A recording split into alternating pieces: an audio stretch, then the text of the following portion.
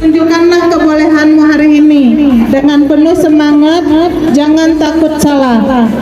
Setiap gerakan, setiap lagu, setiap puisi yang kalian tampilkan hari ini adalah bentuk belajar dan berkembang. Kegiatan pentas seni seperti ini memiliki makna yang sangat penting dan mendalam, ya bukan sekedar hiburan atau unjuk kemampuan, melainkan wadah ekspresi kreatif, sarana pendidikan karakter, serta ruang untuk membentuk keberanian dan rasa percaya diri anak-anak sejak usia dini.